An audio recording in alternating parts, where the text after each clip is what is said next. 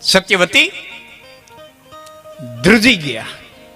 વ્યાસ બેટા અટાણે આ ધોમ તડકાનો માં દીકરા તરીકેની છેલ્લી ફરજ પૂરી કરવા આવ્યો છું. સમજાયું હું કઈ કે ને તે જઈ બોલાવ્યો ત્યાં આવ્યો. હસ્તિનાપુરમાં હું એમનું કોઈ દી નથી આવ્યો. તે જઈ બોલાવ્યો ત્યાં આવ્યો. મેં તારી બાયુમાં દીકરા ઉત્પન્ન કર્યા. તે મને જેટલા કામ ચિંધાય બધા મેં કર્યા. આજ મારી ફરજ છે દીકરા તરીકેની, એટલે છેલ્લી ફરજ બજાવવા આવ્યો છું.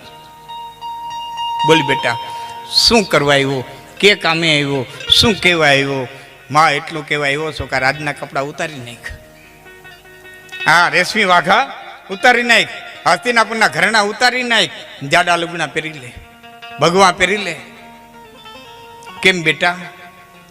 હવે જે હસ્તિનાપુરમાં બનવાનું છે ને એ ધોતરાટ આંધળો છે, એટલે જોઈ હગવાનું નથી ને તારાથી જોવા હે નહીં. હવે જે હસ્તિનાપુરમાં બનવાનું છે એ ધોતરાટ આંધળો છે, એટલે જોઈ હગવાનું નથી અને તારાથી જોવા હે નહીં. કે વ્યાસ બેટા વાત તો કર, એવું શું બનવાનું છે? કે માય કાલ બનવાનું છે ને એની ઉપાધિ આજ હું કરવા કરસ? જે કાલ થવાનું છે ને ચિંતા આજ હું કરવા કરો. કાલ સુધી તું હોઈશ, હું હોઈશ, કેને ખબર છે નહીં હોય શું? કાલની ચિંતા રહેવા દે. શું કરું બેટા? આસક્તિના કાંઠા ઉપર નાવડું છે, ત્યાંથી ખેહવી લે, મુક્તિને કાંઠે લઈ જા. આસક્તિના કાંઠેથી નાવડાને લંગર તોડી નાખ, મુક્તિને કાંઠે લઈ જા. વનમાં ઘણી જગ્યા છે, મારી ઝૂંપડી હાલ. દીકરાના કહેવા પર સત્યવતી તૈયાર થયા. એ ભગવા પહેરીને આવ્યા એટલે સત્યવતીને કીધું બે બાયુને લઈ લે, બે વહુને લઈ લે. હવે એનું કંઈ કામ નથી હસ્તિનાપુરમાં. અંબાલિકા ને અંબિકા, ધૃતરાષ્ટ્રની માન પાંડુની માં, બેને લઈ લે. એ બાયુનું હવે અહીં કંઈ કામ નથી. એની વસ્ત્ર રેશમી હતા એ ઉતરાવી, ભગવા પહેરાવ્યા, જાડા લુગણા પહેરાવ્યા અને વાળની જટાયું ગુથાવી, વડલાના સીડી નખાવ્યા. કીધું હાલો બાયું. એ સત્યવતી બે વહુ વ્યાસ એ બરોબર આમ બહાર નીકળ્યા, પણ ઉમળો વળોટીને પગ દીધો ને ભીષ્મ આડો ફેર્યો. હે જનેતા, હે સત્યવતી, આ હળગતી હોરીમાં ક્યાં મૂકીને જા? અહીં હોરી હળગી છે, આમાં તો મને હળગતી હોરીમાં ક્યાં મૂકીને જા? ભેરો લઈ જા ને. સત્યવતી કીધું દીકરા તે તારા બાપને વચન દીધું છે કે સારો વારસદાર નહીં મળે હસ્તિનાપુરની સભાને ત્યાં સુધી હું પ્રાણ નહીં છોડું. ગાદીને વફાદાર રે. તું વતને બંધાયેલો છો દીકરા, બાપને વતને બંધાયેલો છો, તને કેમ તેડી જાવ? અને એના બદલામાં તને તારા બાપ તરફથી વરદાન મળ્યું છે ઈચ્છિત મૃત્યુનું. ઈચ્છા પડે તો તું મૃત્યુ પામ. હા માં, એ તો મને મળ્યું છે ઈચ્છિત મૃત્યુનું વરદાન. આજ મને આકરું લાગે છે. હવે જે વ્યાસ બોલ્યા ને એ સાંભળ્યા જેવું છે. વ્યાસે કીધું ભીષ્મ, તને ઈચ્છિત મૃત્યુનું વરદાન છે, ઈચ્છિત જીવનનું નહીં.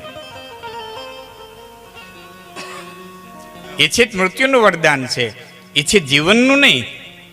તારું મન પડે તો એમ મરી હોય, તારું મન પડે એમ જીવી ન હોય. જીવાડે તો ઓઈલો જેમ જીવાડે એમ જીવવું પડે. મન પડે એમ કોઈ જીવી ન હોય. ભીષ્મ જો મન પડે એમ જીવી ન હકતા હોય તો તમે હું કઈ વાડીના મૂળા?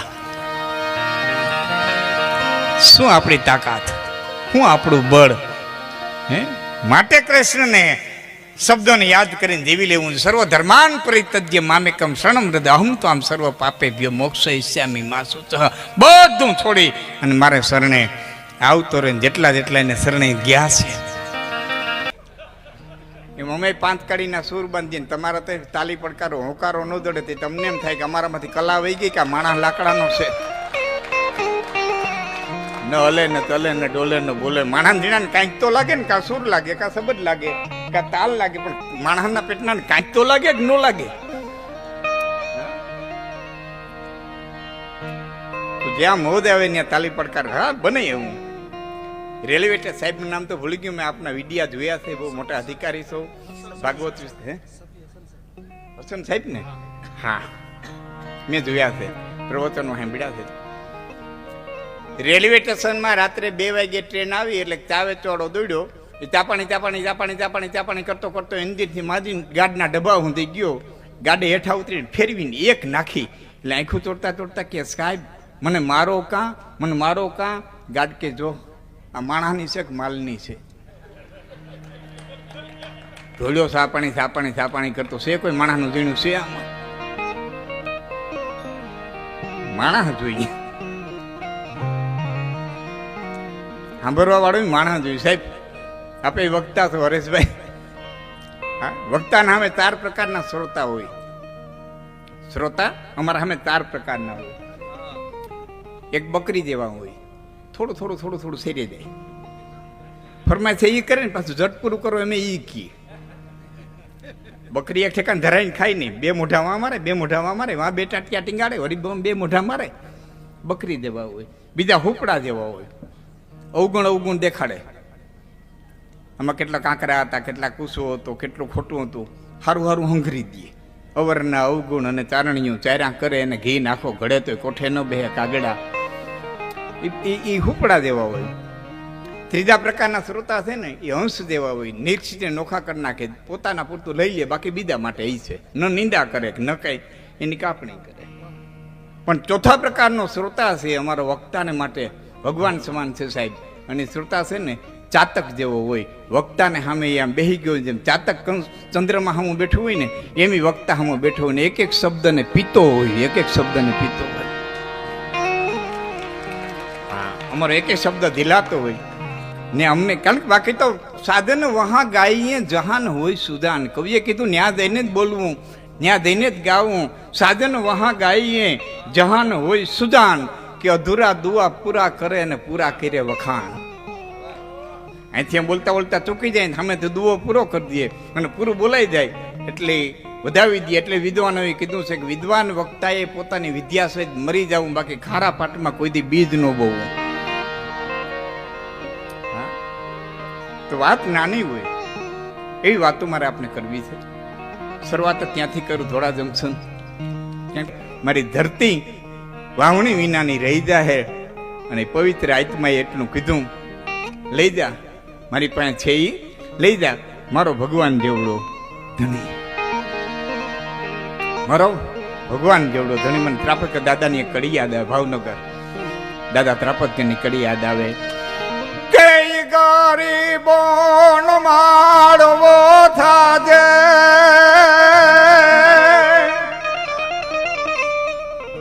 ગરીબોનો માળવો થાજે રે, તાઈપા માથ છાયડી થાજે.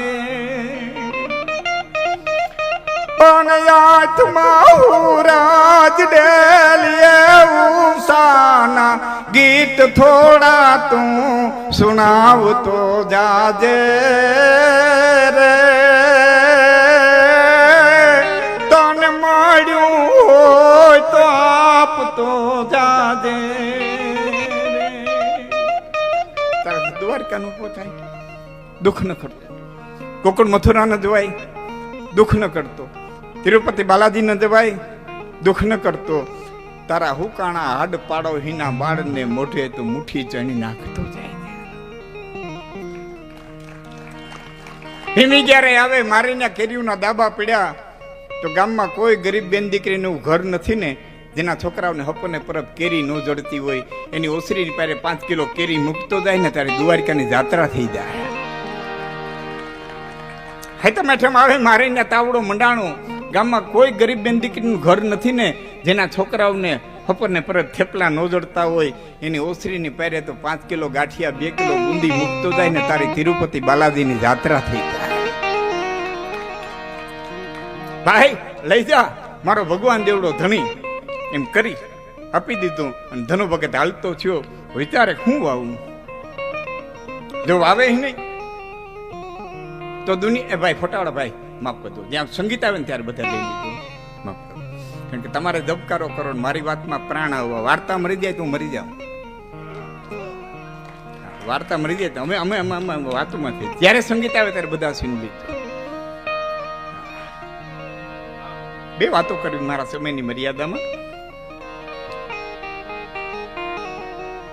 જો વાવે નહીં તો દુનિયા મારા નાથની નિંદા કરશે કે ભક્તિનો દીકરો થઈ ગયો તો કોરું ખેતર રહી ગયું કોરું.